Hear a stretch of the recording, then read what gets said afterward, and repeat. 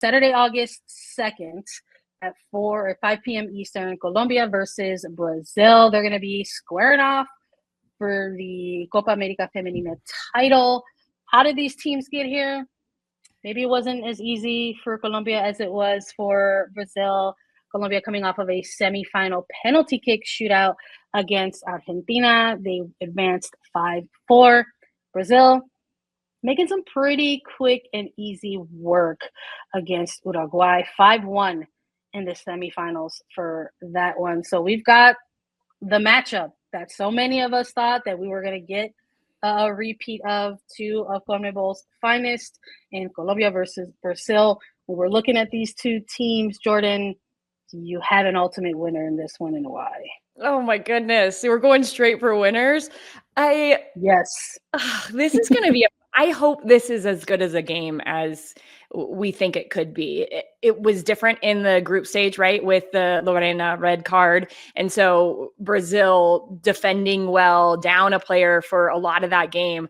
But I hope this is end-to-end action. I hope that this Colombia team, with the players that they have who can dictate the game, and Ramirez up front, and Lacey Santos, who will be the X factor for me if Colombia ends up finding a way. But Brazil right now, don't you guys just love the way that they're playing? I love the setup, how they put themselves in this, it's a variation of a 3-back, and they are so uber aggressive. It's been fun watching Angelina, but on the other side, can you get Marta in the half space, finding Amanda Gutierrez, who is like, talk about someone that you want to see in NWSL. Want to see her in NWSL. She has been excellent. So Marta Santos, like, who wins that battle as the playmaker in this game? My goodness, I'm excited for this. I think this is exactly what we wanted, as you said, Sandra, but I hope it plays out like that. And they're actually defending now. Brazil actually defends. In the past, obviously their culture, everybody just wants to do flair and tricks and flicks, right? They just want to express themselves in the attack. So finding people that actually want to defend was their weakness, watching those gaps, those holes, that inability to just commit defensively, to block, to tackle, wasn't in their style of play. They notice that that's what they need to increase if they want to stay in the top 10 and actually compete in these major world tournaments. And they've added that layer to their system now where they actually defend, they're organized, they work on it, they press, they slide and guide, they shepherd teams away from the goal. Whereas before it was like Swiss cheese, you could just go right down the middle because everybody's bombing forward because everybody wants to score a goal. And it's like, well, we're just straight down your neck. Mm-hmm. So Brazil adding that, now that they're defending, that's what's making them stick in the top 10 and be a really good performing team. I'm not going to say that it's all because of some players coming stateside, playing in NWSL, but you can see and hear from these players when they're asked about it, that it has shifted the way that they manage games. And it honestly probably also takes a head coach to realize that shift and make sure that you're combining those elements. And I think that Arthur Elias has done a good job sort of making sure that this team can combine the signature flair with defensive effort. And we get to see it by this Brazil side. And it's wild to look at it now and sort of see this kind of complete package coming together for Brazil. So I don't want to say there's like a favorite in this one, because this is going to be Brazil's toughest test throughout this Copa América. But the record is there, Jordan. The record is there. Brazil has gotten the best of Colombia in their head-to-head overall. So they dominated over the 22 times, winning 22, drawing 12, and only losing 4 times. And I say only, but that doesn't mean it's not impossible. I mean, it has happened. And when you get to such a high-stakes match like this, truly anything can happen. I do wonder if this could be one where it is so high stakes and maybe it is tense that it does go That it does go to penalties. Don't that it does say it. We've had enough of that this summer. Be better than the Euros at pens, please. Oh, we have had enough of the pens. But Colombia has done well in that they get to the final because of pens. I don't know. You guys know when you're like in between these, like your head and your heart are like back and forth. Like my head says Brazil, easy. We see this team, we see their structure, we see their record against Colombia. But like my heart is like, I want a mix up here. I want Colombia to win. I want to see a parade in Colombia like we saw a parade in the Euros.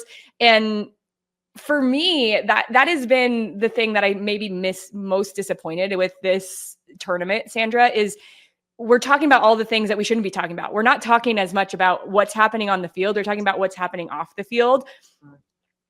How does that change, Sandra? How do we get that to be like it is here in America, like it is in Europe, down in South America? Because these games are exciting. They're thrilling. They have been really fun. And these two teams are some of the best, they're not both top 10 teams in the world, but they could be pushing there if we get to this, if we get to a point where we're talking more about what's going on in the field. How does it get there? I hope that it starts with tournaments like this, because we were so amped for this summer of soccer. Everyone was like, yes, we're going to have Euros, we're going to have women's AFCON, we're going to have Copa America. Like the league took a break because so many of its stars were going to be competing in this stuff.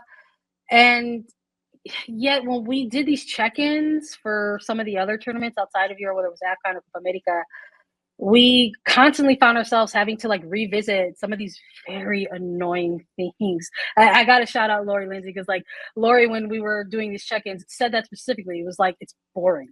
Like it's getting boring to have to chat about these constant hurdles or obstacles in the women's game. But doing it within a tournament that is supposed to be one that is very revered in your continent, one that is supposed to be like so high stakes, is boring. And I just sort of echoes those sentiments, and where it gets annoying and stale, where it's like we kind of had to keep doing these check-ins. And I'm thinking, if you're Brazil, we were sort of queens of this tournament, queens of this continent, taking it upon themselves to have to be that kind of vocal point, and have to be the ones to say those things, where maybe we've seen in CONCACAF or in global football, how like United States women have often had to lead the charge or lead the way in advocating for oneself and better conditions. And it just sucks, for lack of articulating.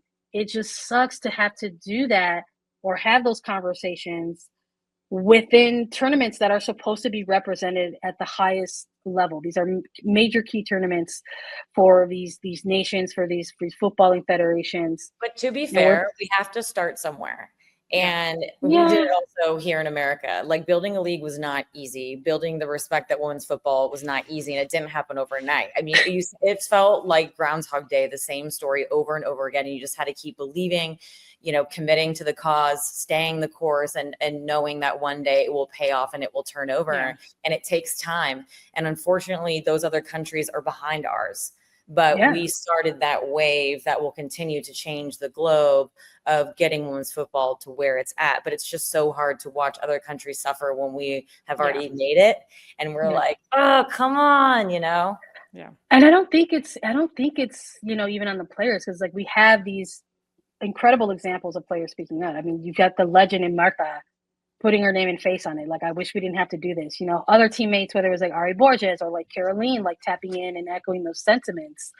It really does start at the top, unfortunately. Like, there needs to be better from CONMEBOL nations. Like, FIFA needs to be better at executing those checks and balances when it comes to making sure that these tournaments have all the appropriate support and resources. And that just didn't happen in this Copa America. I mean, they didn't have VAR during the group stage. They were like, no, that's okay. Like, we'll just have it for like the semi, and we'll have it for the final. Like, it's the little things like that where you're just like, how can this be taken seriously? Like, if the appropriate parties in charge of the decision makers don't take it serious. So I hope we get an incredible final.